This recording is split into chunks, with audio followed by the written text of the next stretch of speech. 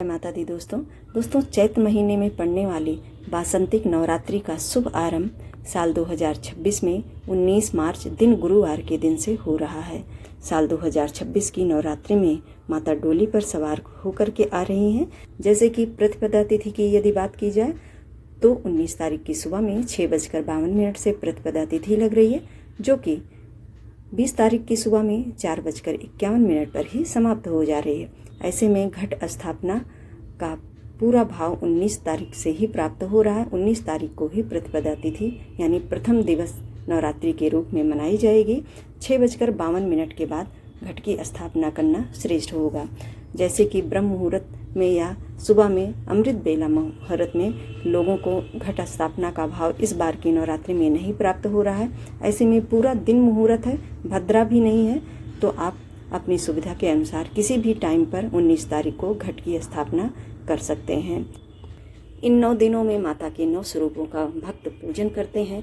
9 दिनों के हिसाब से माता के 9 तरह के भोग मिष्ठान समर्पित किए जाते हैं। घट की स्थापना करते हैं, वहीं पे अखंड ज्योति का निर्माण करते हैं और इसके साथ ही दुर्गा सप्तशती का पाठ बड़े भाव से करते हैं। दुर्गा सप्तशती का जो नवाड़ मंत्र है, ओम एम ह्रीम क्लीम चामुंडाय विच्चे नमः, इस मंत्र का इन 9 दिनों में सभी साधक बड़े भाव से माता की आराधना करते हुए जाप करते हैं। और इसके साथ ही दुर्गा सप्तशती के यदि 13 अध्यायों का पाठ नहीं कर पाते हैं तो शुरू के अर्गला स्त्रोत, उसके साथ ही कीलक और कवच सिद्ध कुंजिका स्त्रोत का पाठ इन 9 दिनों में विशेष रूप से भक्त करते हैं। यदि जो भक्त घट की स्थापना करना चाहते हैं उन्हें इस बात का ध्यान रखना है कि यदि आप घट की स्थापना कर रहे हैं तो अपने घर को इन 9 दिनों में छोड़ करके कहीं भी आप ना जाइए। अखंड ज्योति लगा रहे हैं तब भी आपको नहीं जाना चाहिए।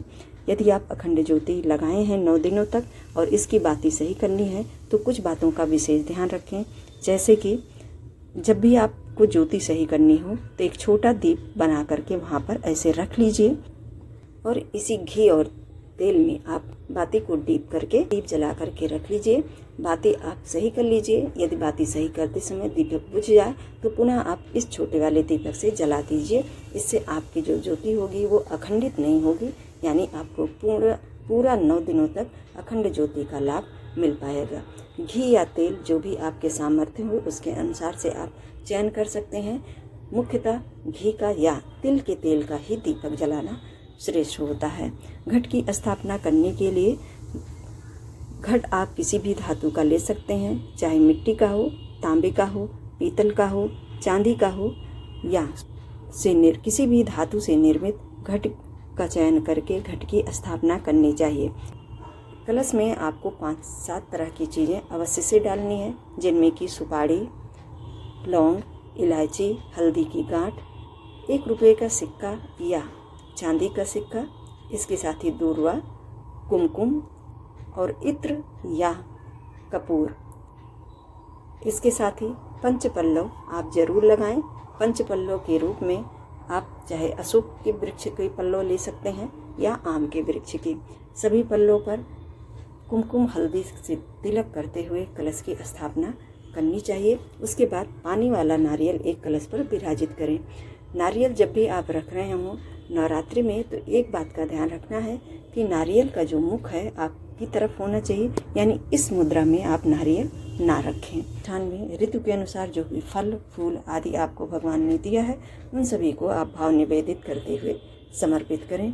माता की आरती उतारें तीनों संध्याओं के समय और दुर्गा सप्तशती का पाठ यथासंभव शक्ति के अनुसार जरूर से करें।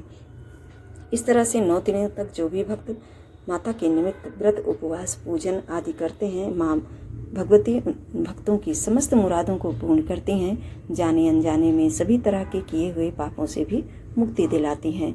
दुर्गा सप्तशती का पाठ एक बार कर लेने से मनुष्य को हजारों गुना किए हुए पूजा पाठ से ज़्यादा का पुण्य फल प्राप्त होता है। इसलिए दुर्गा सप्तशती का पाठ इन दिनों में जरूर से करना चाहिए। इस बार नवरात्रि में टोटल 8 ही दिन प्राप्त हो रहे हैं, यानी कि 8वें दिन नवमी और अष्टमी दोनों का भाव किया जाएगा। चैत्र महीने की नवरात्रि में नवमी तिथि में भगवान श्री राम के जन्म उत्सव के रूप में ये दिवस भी मनाया जाता है। चूँकि भगवान श्री राम का जन्म मध्यकालीन तिथि में दोपहर के 12 बजे हुआ था।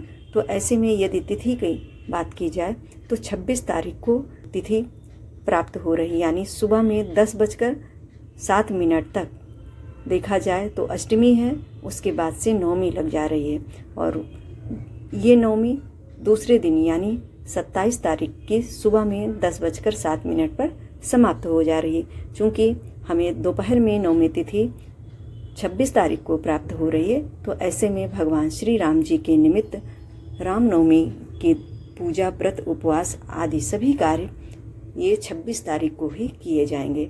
माँ दुर्गा के निमित्त यदि आप 9 दिनों का उपवास किए हैं तो आप नवमी तिथि में 27 तारीख को भी माता के लिए आप होम पूजन और उसके साथ ही कन्याओं का पूजन आदि कर सकते हैं।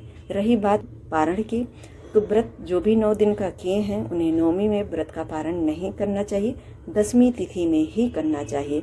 जो लोग अखंड दीप जलाए हैं वो 9 रात्रि तक दीप को जरूर जला कर रखेंगे, चाहे वो 26 तारीख की बात हो या 27, यानी दोनों दिन रात्रि में दीप अवश्य से जलेगा। 27 तारीख की सुबह में उदया तिथि में नवमी प्राप्त हो रही है, तो माँ दुर्गा के निमित्त जो भी कार्य हैं वो उदया तिथि में उसी दिन किया जाएगा। बात व्रत के पारण की, तो जो लोग 9 दिनों का माँ दुर्गा के निमित्त 9 दिनों का उपवास किए हैं, व्रत का पारण 10वीं तिथि में 28 तारीख को भी करेंगे। चूँकि 27 तारीख को सुबह में 10:07 के बाद 10वीं लग रही है, जो कि 28 तारीख की सुबह में 8:07 पर समाप्त हो जा रही है। ऐसे में अपने सुविधा के अनुसार आप दोनों दिन व्रत का पारण कर सकते हैं। चाहे आप नवमी में करते हैं तो नवमी में भी कर सकते हैं, लेकिन मेरी तरफ से यदि माना जाए तो जो लोग 9 दिनों का व्रत उपवास करते हैं, दीप जला कर रखते हैं, उन्हें 10वीं तिथि में यानी 28 तारीख को ही व्रत का पारण करना चाहिए। इस तरह से पूरी नवरात्रि का विधि और विधान है। अपनी अपनी यथाशक्ति अनुसार सभी भक्त इन नियमों का पालन करते हुए माँ दुर्गा के विभिन्न स्वरूपों का इन 9 दिनों में आराधन करते हैं, पूजन करते हैं, यथाशक्ति अनुसार व्रत, उपवास, संकल्प आदि भी करते हैं। तो मुझे उम्मीद है दोस्तों कि इस वीडियो में आपको नवरात्रि से संबंधित सभी विषयों की जानकारी प्राप्त हो चुकी होगी। ये सभी चीज़ें हमारे काशी पंचांग के अनुसार जो भी चीज़ें उसमें मेंशन है, हम वही सटीक बातें आप सभी को शेयर कर रहे हैं। और वीडियो आपके लिए हेल्पफुल लगता हो तो लाइक शेयर करना मत भूलिएगा। यदि आप सभी हमारे चैनल पर नए हों तो हमें सब्सक्राइब कर लीजिए। व्रत उपवास से संबंधित इसी तरह की विधिवत जानकारी को प्राप्त करने के लिए आज की वीडियो में बस इतना ही। मिलते हैं आप सभी से एक नए वीडियो में एक नए विषय के साथ। जय श्री कृष्णा, राधे राधे।